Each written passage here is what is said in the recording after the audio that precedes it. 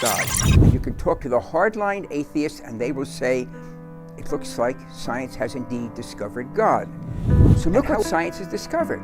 We can create the universe from absolute nothing, provided we have the forces of nature. Science has indeed discovered the biblical God. My name is Gerald Schroeder. I have a, thank God, a strong science background from MIT, Massachusetts Institute of Technology, bachelor's, master's, PhD, 7 years in the physics staff, seen a whole range of atomic bombs detonated, moved to Israel, met my wife, Barbara Sofer, a great writer, and then teach Torah and science. So luckily, I'm lucky that I have the two that come together. And one of the questions that I'm asked as a scientist is, how can a scientist really believe that there's something what we refer to usually as God? You know, is this metaphysical whatever acting in the world or producing the world? And the irony is, the question's really a non-starter. Science has in fact discovered God. And you can talk to the hardline atheists and they will say, it looks like science has indeed discovered God. And how would that be? Well, if you take the trouble of going to the web and there type in WMAP, the initials for a satellite, it's a diagram that shows the development of the universe from the creation over time. It's a timeline.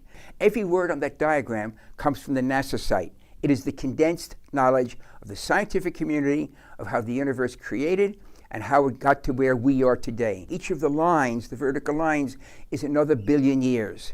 Okay, you start from a burst of energy at the extreme left side of the diagram, and you end up at the far end with the oval. The oval is to indicate expansion in all directions. Of course, because it's a timeline, we can't show that on a single piece of paper. We see here, most amazingly, that on the extreme left edge, it shows a beginning to the universe. Now go back less than 50 years. If I were teaching that at Tech, a person could lose tenure saying that there was a creation of the universe. It sounds like it's Bible. Because less than 50 years ago, the overwhelming scientific opinion was the universe is eternal. There was never a beginning. The Bible is wrong from the very first sentence. And then we discovered, suddenly, Arno Penzias and Robert Wilson, the Bell Labs in New Jersey, the northeast of the US, discovered the echo of the Big Bang, the energy left over, which George Gamow, 60 years ago, predicted that if there had been a universe created hot and small, it would have exploded, and the energy would get more and more dilute. And Penzias and Wilson, these Arno Penzias and Robert Wilson, discover this energy that had been predicted overnight. The Bible got it right. There was a beginning to the universe. Now, the black in the diagram is nothing. It's not a vacuum. Vacuums are within that diagram, within that cone of expansion.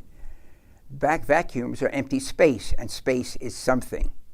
The black of the paper around the diagram is nothing. It doesn't fit in our human brain, because humans think in a box made of time, space, and matter/energy. No human, as clever as they might be, as expansive as they might be, thinks out of that box. So when we say outside that diagram is nothing, we can use the words, but we can't conceive of nothing. It doesn't fit in the human brain. How are we going to have this idea, is there a God or not? Notice that the creation force isn't the three-letter word God. If you look at the words carefully, it's a quantum fluctuations. That understanding was first brought down by Ed Tryon, brilliant human being, in the journal Nature, almost 40 years ago. The universe allows creation of something from nothing, provided you have the laws of nature, the quantum fluctuation. Tryon realized, and he published in the journal Nature, one of the two leading peer-reviewed journals in the world, that you can create something from absolute nothing, provided you've got the laws of nature, quantum physics and the laws of relativity. In other words, the laws of nature. So look what science has discovered. We can create the universe from absolute nothing, provided we have the forces of nature. Now, the laws of nature, the forces of nature aren't physical, they act on the physical. So if they create the universe, that means they predate the universe. So now we have a set of forces, we call them the laws of nature, that are not physical, that are able to act on the physical. They create the physical from absolute nothing. And they predate the universe, which means they predate our understanding of time. Put that together, it sounds very familiar.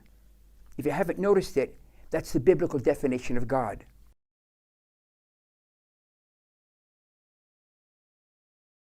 There's only one nuance that's left hanging. We can talk about it another time perhaps. Is that which created the universe, those forces active in the universe. But up to that point, science says you are correct. The definition of the biblical God is predates time, outside of time.